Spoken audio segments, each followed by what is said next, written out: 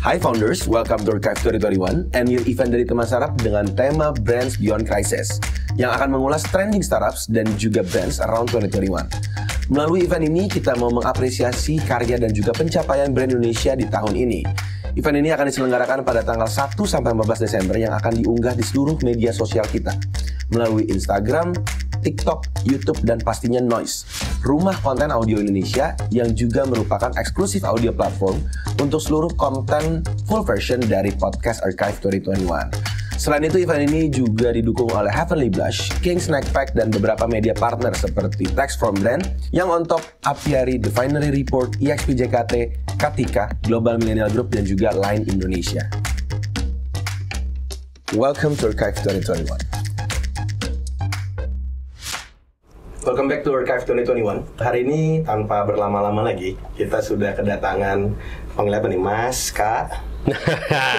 Om lah ya. Koh ya, boleh. Koh lah. Pakai Koh. Iya. Koh Semi Bramantio dari Lawless Burger Asia. Halo.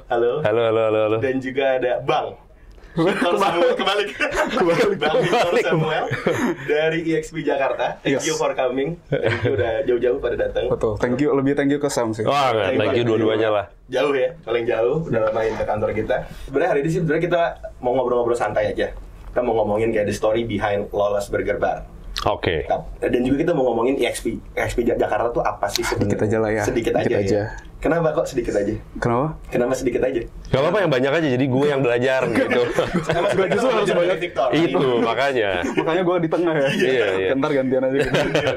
Oke. Nah sebenarnya mungkin kita start dari kenapa sih kok hari ini ada teman startup, ada EXP, terus ada Lawless Burger Bar gitu. Benar. Gabungan gitu. Iya.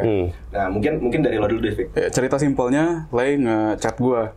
Katanya, collab yuk. Archive, oke. Udah ayo. Gimana ngobrolin apa? Ngobrolin soal entrepreneurship. Terus diserahinnya ke gue, kira-kira menurut lo yang menarik apa? Terus gue langsung kepikiran Lawless sebenarnya. Terus pas gue lihat line up-nya, mostly bakal ngomongin kayak, wah itu udah technical banget, udah kayak ngomongin soal yang berat-berat banget lah. Yang berat-berat banget.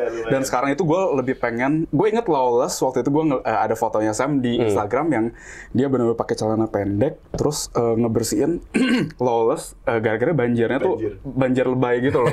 Banjir lebay. Terus ya udah kayak udah banyak yang ngomongin soal keberhasilan ini itu segala macam. Sekarang kayak gue kepikiran kayak pengen ngobrol soal justru kegagalan apa sih? Soalnya kan kita belajar nggak cuma dari keberhasilan doang, tapi dari kegagalan juga kita bisa belajar. Terus gue pikir Lawless sampai di titik ini pasti udah ngalamin kayak berkali-kali gue yakin kayak gitu. Jadi itu sih sebenarnya cerita poin cerita hari ini sih. Padahal kalau misalkan gagal kan ada kartu kredit papa ya. Jadi nggak apa-apa. Iya sih, betul. Om biasanya.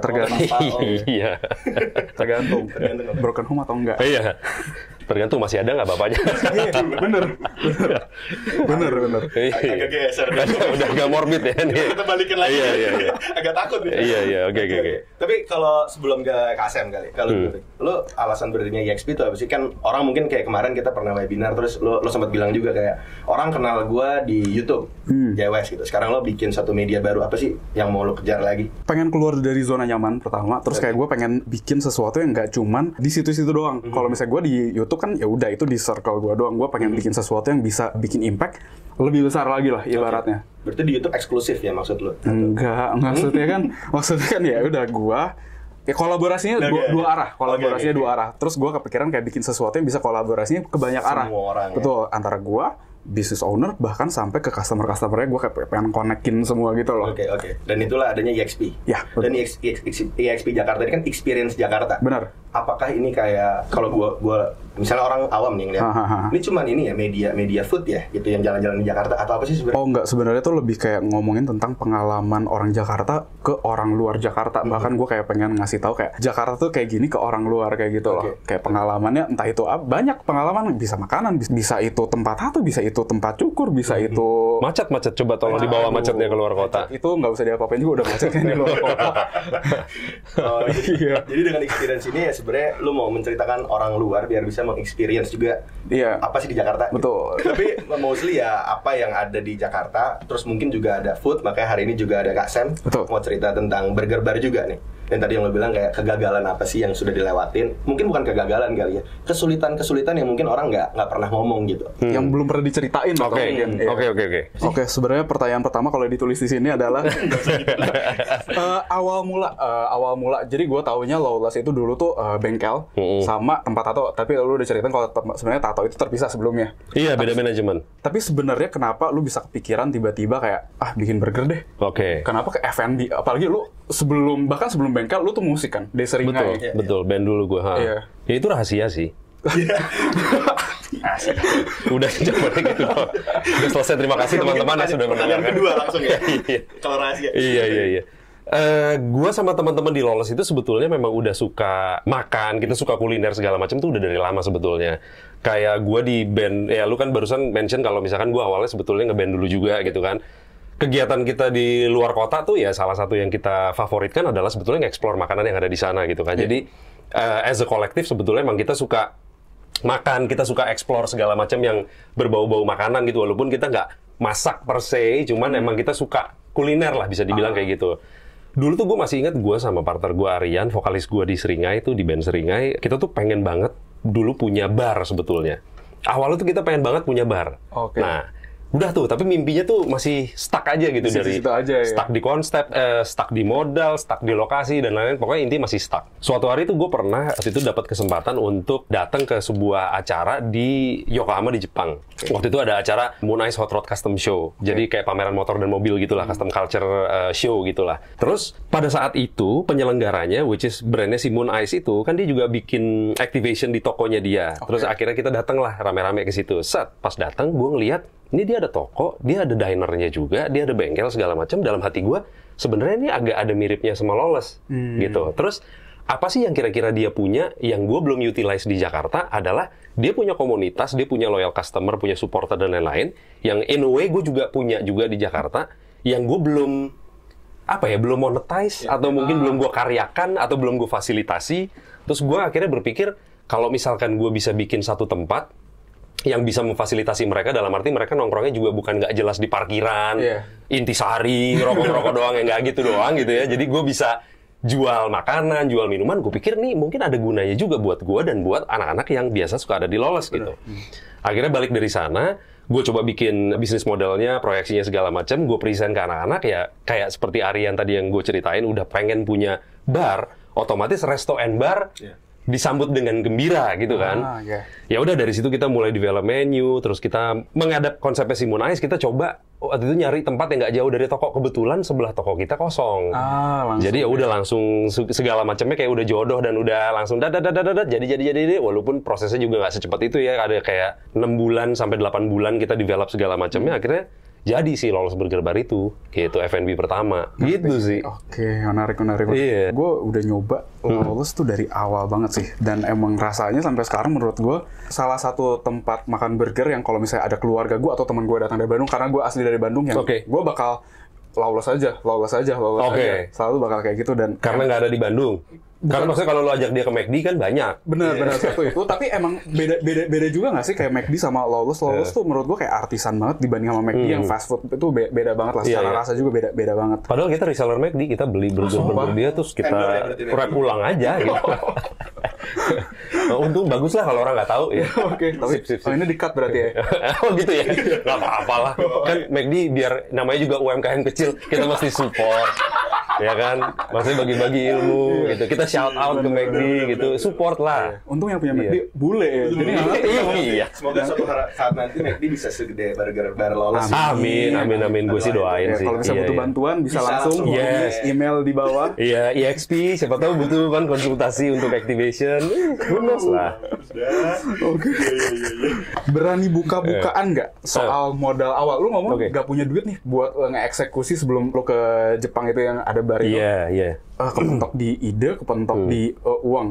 Ini ada pertanyaan. Ini boleh kasih tahu atau enggak? Iya. Berani buka-bukaan nggak soal modal awal lu ngebangun si Lawless Burger Bar? Dan pertanyaan keduanya, alokasinya tuh kayak gimana sih? Oke. Gue sejujurnya lupa kalau untuk Lawless Burger Bar yang 2017 itu gue lupa. Tapi yang gue inget banget itu adalah waktu gue dulu pertama kali mulai Lawless, waktu dulu masih jadi toko aparel aja gitu. Satu ruko di Kemang kecil, Udah, cuman toko aparel, nggak ada bengkel, nggak ada burger, nggak ada apapun deh, cuman itu doang. Distro doang lah ya. Distro doang, atasnya tato itu juga beda manajemen seperti yang udah gue bilang gitu kan. Dulu itu gue sama Aryan modal 50 juta dan itu minjem sama nyokap gue. Wow. Jadi gue minjem sama nyokap gue gocap untuk gue sama Aryan nanti cicil balikin gitu. Waktu itu partner gue ada Ucup dan Gofar waktu itu masih bergabung di Lawless. Dia tuh kalau nggak salah satu orang 15 atau 20 juta gitu. Jadi sekitar 90-an juta. Untuk gue mulai si Lawless. Nah, alokasinya dulu ruko gue itu 1 tahun harga sewanya 50 juta. Di Kemang itu. Lah ya. Ya, 2011 2 lantai gitu. ya? 2 lantai. Kamar di dalam. Kamu anjing, kayak kos-kosan. Iya. Full AC, full musik lah. Full ex dokter, kayak mobil. Temen boleh nginep gak? Temen boleh nginep. Temen boleh nginep. Nggak usah ada temen, udah ada yang nginep kok. Tengah-tengah malam suka ada suara gitu-gitu. Gitu. Karena belakang kita kan kuburan. Oh seriusan? Iya. Ada kuburan gitu. Jadi ya itu mungkin jadi lebih seru mungkin.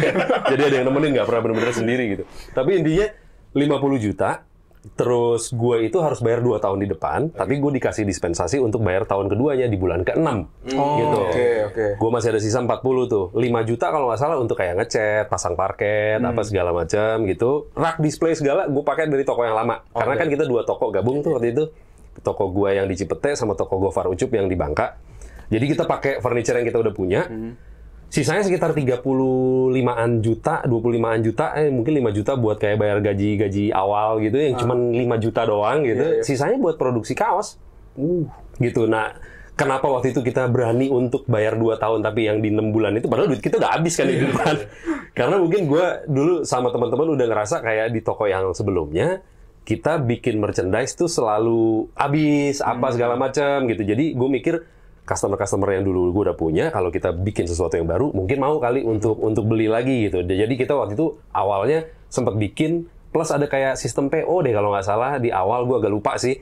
Jadi ya lumayan udah yakin lah untuk bisa bayar yang si 50 yang kedua di bulan ke-6 gitu. Dan ya untungnya sampai sekarang sih akhirnya ya bener itu kejadian. Gue belum minjem lagi juga sama nyokap gue gitu.